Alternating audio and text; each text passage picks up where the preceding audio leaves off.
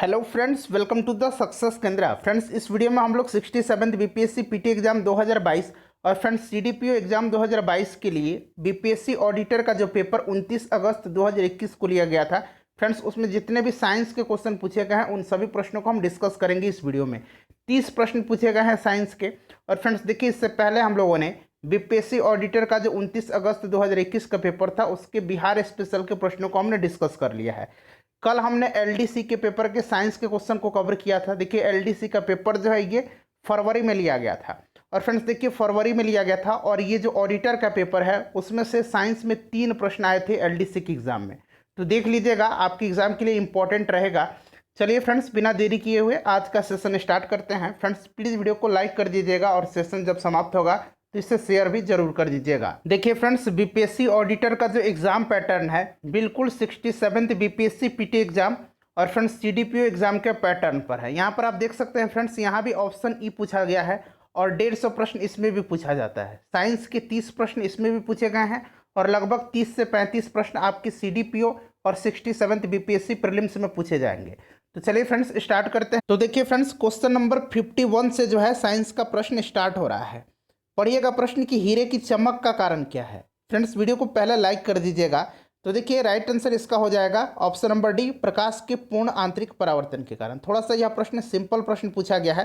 प्रकाश के पूर्ण आंतरिक परावर्तन के कुछ और भी एग्जाम्पल्स ध्यान रखेंगे, जैसे कि कांच का चटका हुआ भाग, जो कांच का जो भाग टूटा हुआ कांच होता है ना, चटका हुआ भाग, वो जो चमकता है वो इसी के कारण चमकता है। ऑप्टिकल फाइबर जो है ये पूर्ण आंतरिक परावर्तन के सिद्धांत पर वर्क करता है। पानी में हवा भरा जो बुलबुला चमकता है वो इसी के कारण चमकता है। और रेगिस्तान में जो मरीचिका बनता है इसी के कारण होता है। ठीक है, तो ये सब ध्यान रखेंगे। उसके बाद देखिए 52 नंबर प्रश्न पूछा गया। थोड़ा सा मैं छोटा कर देता हूँ कि सभी ऑप्शन आपके स्क्रीन पर आ जाए। जी हाँ, अब देख लीजिए कि एक लड़का एक दर्पण के सामने 30 सेंटीमीटर की दूरी पर खड़ा है। वह अपना सीधा प्रतिबिंब देखता है जिसकी ऊंचाई उसकी वास्तविक ऊंचाई का 1/5 है। वह कौन सा दर्पण प्रयोग करता है? अब बताइए।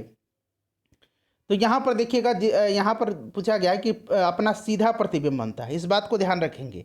और छोटा बन रहा है तो देखिए, उत्तल दर्पण में किसी वस्तु का जो प्रतिबिंब बनता है वह छोटा, सीधा एवं आभासी बनता है। तो यहाँ पर देखिए, छोटा भी बन रहा है और सीधा भी बन रहा है, क्योंकि 1/5 भाग बन रहा है। तो कौन सा दर्पण हो जाएगा? उत्तल दर्पण हो जाएगा। आई होप कि अब आपको समझ में आ गया होगा। चलिए उसके बाद नेक्स्ट क्वेश्चन कर लेंगे। देखिए, अगला प्रश्न पूछा गया था फ्रेंड्स कि कोहरे में हम देख नहीं सकते हैं, कारण क्या है? तो कोहरे में हम देख नहीं सकते हैं तो क्या कारण है इसका? तो कोहरा का जो बूंद होते हैं वो प्रकाश प्रकीर्णित हो जाता है। ठीक है, बूंदों द्वारा प्रकाश जो है ये क्या हो जाता है? प्रकीर्णित हो जाता है।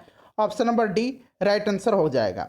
बिल्कुल जो बीपीएससी के द्वारा प्रश्न का उत्तर दिया गया है वही मैं आपको बताऊंगा। चलिए अगला प्रश्न कर लेंगे कि सप्लाई लाइन में शक्ति को उच्च वोल्टता पर स्थानांतरित किया जाता है। अब बताइए इसका राइट आंसर क्या हो जाएगा? देखिए इसका कारण, अब देखिए ऑप्शन नंबर यहाँ बी पढ़ेंगे और ऑप्शन नंबर डी पढ़ेंगे। शक्ति क्षय को कम करने हेतु, शक्ति क्षय को न्यूनतम करने हेतु। अब बताइए, थोड़ा सा कंफ्यूजन इसमें होगा, लेकिन उत्तर जो दिया गया है आयोग के द्वारा ये ऑप्शन नंबर डी दिया गया है। सुन लीजिए। देखिए फ्रेंड्स, सप्लाई लाइन में शक्ति को उच्च वोल्टता पर स्थानांतरित किया जाता है ताकि शक्ति क्षय को न्यूनतम किया जा सके, न्यूनतम किया जा सके, इस बात को ध्यान रखेंगे। अगर हम उच्च विद्युत धारा को सप्लाई लाइन में अगर भेजते हैं तो हमें अधिक मोटे तारों का प्रयोग करना पड़ेगा और इससे फ्रेंड्स क्या होगा कि शक्ति का क्षय ज़्यादा होगा, साथ ही साथ आपका जो है खर्च भी बढ़ेगा और इससे खतरा भी बना रहता है। तो बिल्कुल जो करेक्ट आंसर होगा, सूटेबल आंसर, वो क्या हो जाएगा? न्यूनतम करने हेतु। ठीक है, चलिए उसके बाद देखिएगा कि एक फ्यूज तार की धारा क्षमता निर्भर नहीं करती है या नहीं पूछा गया है। देखिए फ्रेंड्स, एक फ्यूज तार की जो धारा क्षमता है वो तार की परिधि पर, तार के पदार्थ की प्रकृति पर और इसमें प्रवाहित धारा पर जो है निर्भर करती है। तार की लंबाई पर धारा क्षमता निर्भर नहीं करती है। यही जो है उत्तर आयोग के द्वारा दिया गया है। ठीक है, ध्यान रखेंगे। और देखिए, फ्यूज तार हमेशा लाइव वायर में जोड़ा जाता है। फ्यूज तार जो होता है यह सीसा और टीन के मिश्र धातु का मिलकर के बना होता है। और फ्रेंड्स देखिए, आजकल जो है फ्यूज के जगह पर एमसीबी का यूज़ किया जा रहा है, मैनिएचर सर्किट ब्रेकर का। तो ये सब ध्यान रखेंगे आप। चलिए आगे बढ़ते हैं, नेक्स्ट क्वेश्चन कर लेंगे कि तापमान बढ़ाने पर धातु की वैद्युत चालकता घटती है क्योंकि? तो वैद्युत चालकता क्यों घटती है? तो देखिए ये घटती है, देखिए तापमान बढ़ने से इलेक्ट्रॉनों की ऊर्जा बढ़ती है, इसीलिए इसकी चालकता घटती है, यानी कि प्रतिरोधकता क्या होता है, बढ़ता है। ठीक है, तो ऑप्शन नंबर ए इसका राइट आंसर हो जाएगा। चलिए नेक्स्ट क्वेश्चन कर लेंगे, और जस्ट इसके ऑपोजिट जो होता है ये आपका उपधातु में हो जाता है, यानी कि सेमीकंडक्टर में हो जाता है। नेक्स्ट क्वेश्चन है हमारा कि सभी चुंबकीय पदार्थ अपने चुंबकीय गुण खो देते हैं जब, तो देखिए जब उनको गर्म किया जाता है, तब जब उनको गर्म किया जाता है, देखिए क्यूरी तापमान बिंदु के ऊपर गर्म किया जाता है तो जितने भी लौह चुंबकीय पदार्थ हैं वो अनुचुंबकीय बन जाते हैं। ठीक है, तो option number D right answer हो जाएगा। उसके बाद देखिएगा नेक्स्ट क्वेश्चन कि तप्त तार एमीटर का प्रयोग निम्न में से किसके मापन के लिए किया जाता है। देखिए ऑप्शन नंबर ई तो आपको पता ही है, ये ढक जा रहा है तो कोई बात नहीं है। ठीक है, देखिए तप्त तार एमीटर का प्रयोग जो है किसके मापन में किया जाता है। एमीटर का तो वैसे ही धारा के मापन में किया जाता है, ये तो आपको पता है, लेकिन तप्त तार यहाँ पर लिखा गया है तो ये आपका एसी और डीसी दोनों में होता है। ऑप्शन नंबर इसका डी हो जाएगा राइट आंसर, एसी और डीसी दोनों में। उसके बाद देखिए एलडीसी वाला जो हम लोगों ने साइंस का पेपर कवर किया है ना, उसको भी आप लोग देख लीजिएगा, लिंक डिस्क्रिप्शन में मिलेगा। बिहार स्पेशल वाला तो जरूर इसका देख के जाइएगा। देखिए फोटोन है, फोटोन क्या है ये अब आप समझने वाली बात है। तो देखिए फ्रेंड्स सन 1905 में आइंस्टीन ने इस तथ्य का उद्घाटन किया कि प्रकाश भी क्वांटाइज्ड होता है। प्रकाश छोटे छोटे ऊर्जा समूहों में आता है जिसे कि क्वांटा कहा जाता है। प्रकाश के ऊर्जा समूह यानी कि क्वांटाइज्ड ऊर्जा की परिकल्पना जो है इसी के कण होने के प्रमाण से प्राप्त होता है। प्रकाश के इन कणों को फोटोन कहा गया है। क्या कहा गया, फोटोन कहा गया है। तो वही पूछा गया है, तो प्रकाश ऊर्जा का एक क्वांटा, ऑप्शन नंबर ए इसका राइट आंसर हो जाएगा। चलिए आगे बढ़ते हैं, नेक्स्ट क्वेश्चन कर लेंगे, क्वेश्चन नंबर 60। देखिए क्वेश्चन नंबर 60 है कि रेडियो सक्रियता दर्शाने वाला हल्का तत्व कौन सा है। तो इसमें से फ्रेंड्स कौन सा हल्का तत्व है, तो ये आपका हो जाएगा ट्राइटियम। ट्राइटियम जो है यह हाइड्रोजन का समस्थानिक है, ध्यान रखेंगे, यह रेडियो सक्रियता प्रदर्शित करता है ट्राइटियम। चलिए उसके बाद अगला प्रश्न है कि भारत में पाए जाने वाला टाइटेनियम युक्त खनिज कौन सा है। अब देखिए अगर इसमें से आपको ऑप्शन पता है तो आप छांट सकते थे। देखिए बॉक्साइड जो होता है ये किसका होता है, एल्युमिनियम का, डोलोमाइट मैग्नीशियम का, और कॉपर का होता है कैल्कोपायराइट। ठीक है, तो ये हो जाएगा ilmenite, option number D right answer हो जाएगा इल्मेनाइट। क्लियर, ध्यान रखेंगे। एक और जो है ये आपका टाइटेनियम का मुख्य खनिज है, उसका नाम याद रखेंगे, इल्मेनाइट के अलावा भी उसका नाम है रूटाइल। ठीक है, क्या नाम है, रूटाइल नाम है, याद रखेंगे। चलिए उसके बाद देख लीजिएगा कि किस एंजाइम की उपस्थिति में ग्लूकोज या फ्रुक्टोज C2H5OH में परिवर्तित हो जाता है।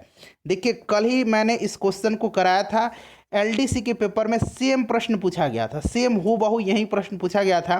प्रश्न का भाषा क्या था मैं आपको पढ़ करके सुना देता हूं कि कौन सा एंजाइम ग्लूकोज को एथिल अल्कोहल में परिवर्तित कर देता है।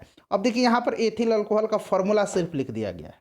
ठीक है, तो ये आपका कौन सा हो जाएगा बताइए फ्रेंड्स। तो देखिए ये आपका हो जाएगा जाइमेज। कौन सा हो जाएगा, जाइमेज हो जाएगा, ध्यान रखेंगे। चलिए देखिए प्रश्न पूछ लिया गया, 2-3 प्रश्न पूछे गए हैं इस पेपर से, एलडीसी के पेपर में। उसके बाद देखिएगा कि जेलेटिन का बहुधा उपयोग आइसक्रीम बनाने में क्यों किया जाता है।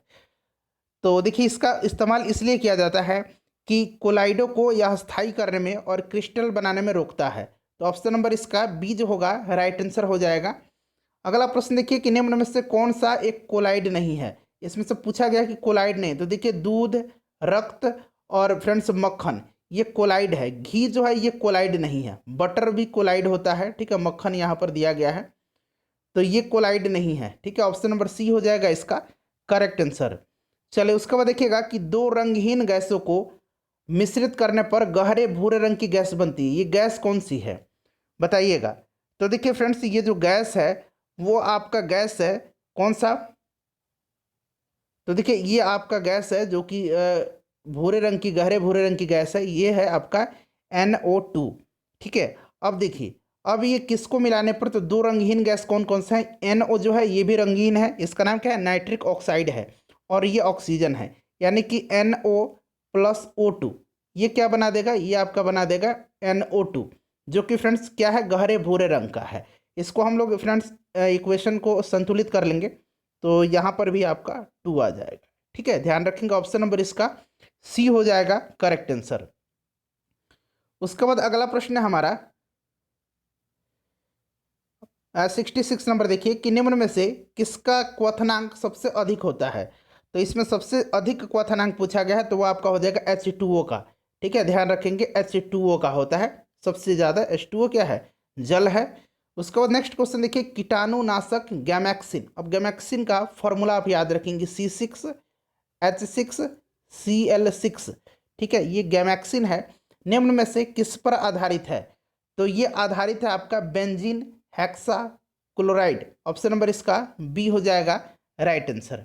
चलिए उसके बाद नेक्स्ट क्वेश्चन देख लेंगे कि कौन सा यौगिक विंटर ग्रीन तेल कहलाता है। विंटर ग्रीन तेल जो है ये कौन सा कहलाता है।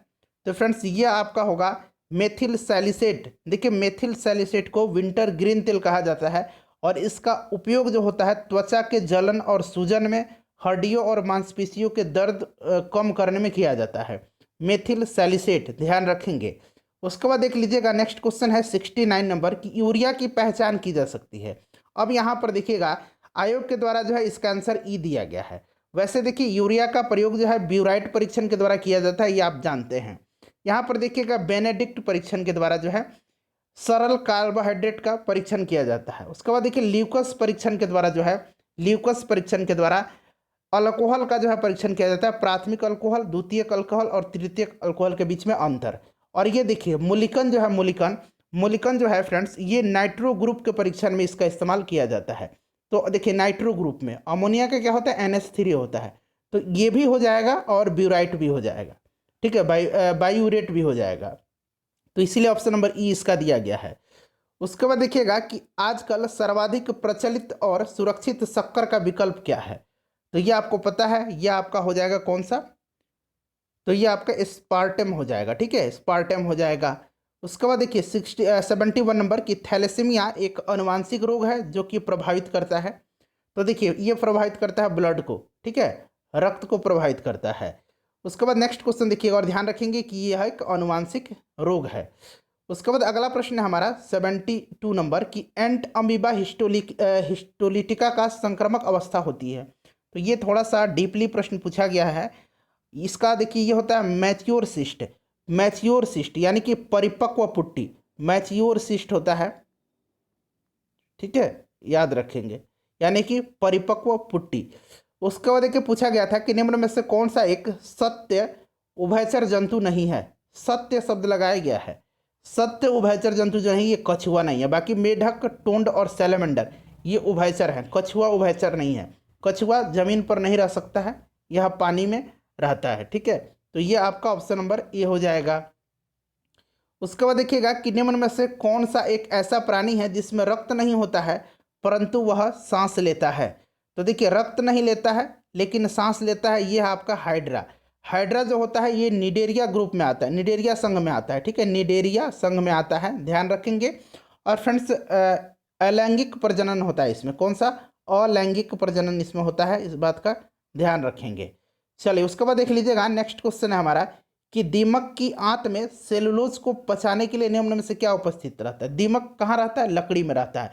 लकड़ी में जो उपस्थित सेलुलोज है उसको जो है सरल बनाने के लिए, तोड़ने के लिए फ्रेंड्स उसमें होता है प्रोटोजोआ। क्या होता है, प्रोटोजोआ होता है। ठीक है, ध्यान रखेंगे। चलिए उसके बाद नेक्स्ट क्वेश्चन कर लेंगे कि पक्षी अपने नाइट्रोजन युक्त बेकार पदार्थों को किस रूप में उत्सर्जित करते हैं। तो पक्षी करते हैं किस रूप में, ये यूरिक एसिड के रूप में। वहीं अगर मनुष्य से पूछ लिया जाए तो यूरिया के रूप में। चलिए उसके बाद देखिएगा नारियल के फलों का फैलाव होता है, ये प्रश्न LDC में पूछा गया था। तो अब तक 2 प्रश्न हो गए। तो कल मैंने बताया था कि नारियल का जो फलों का फैलाव होता है, प्रसार होता है, वो होता है आपका किसके द्वारा, रेशायुक्त मीजोकर्प के द्वारा, रेशायुक्त मीजोकर्प के द्वारा। यहाँ देखिए मीजोकर्प दिया गया है, ऑप्शन नंबर ए इसका राइट आंसर हो जाएगा। उसके बाद नेक्स्ट क्वेश्चन देखेंगे।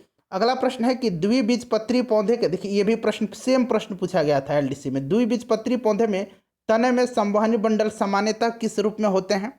तो फ्रेंड्स ये होते हैं आपका कोलेट्रल यानी कि समपार्श्विक रूप में, ऑप्शन नंबर सी इसका करेक्ट आंसर होगा। उसके बाद देखिएगा कि क्लोरोसिस उत्पन्न होता है जब पौधे को उगाया जाता है। तो जो पौधों को अगर हम बात करें कि लौह रहित यानी कि Fe या फिर Mg की माध्यम में, ठीक है, उत्पन्न होता है जब इसको Fe या Mg के माध्यम में उगाया जाता है। तो ऑप्शन नंबर इसका डी हो जाएगा। उसके बाद देखिएगा कि निम्न में से कौन एक आनुवांशिक अभियांत्रिकी से संबंधित है। तो ये आपका है प्लाज्मिड, ठीक है, ऑप्शन नंबर इसका बी हो जाएगा राइट आंसर। चलिए फ्रेंड्स, एक प्रश्न आपसे मैं पूछता हूँ, उसका आंसर आप कमेंट करके जरा बताएंगे, ठीक है। देखिए यहाँ मैं पूछ रहा हूँ आपसे प्रश्न, हाँ, इसमें से आप बता दीजिएगा कि सबसे मीठा जो है, सबसे मीठा कौन सा है इसमें से, ठीक है। ज़रा इसका आंसर आप कमेंट करके बता दीजिएगा। वीडियो को लाइक कर दीजिए और फ्रेंड्स प्लीज़ शेयर कर दीजिए।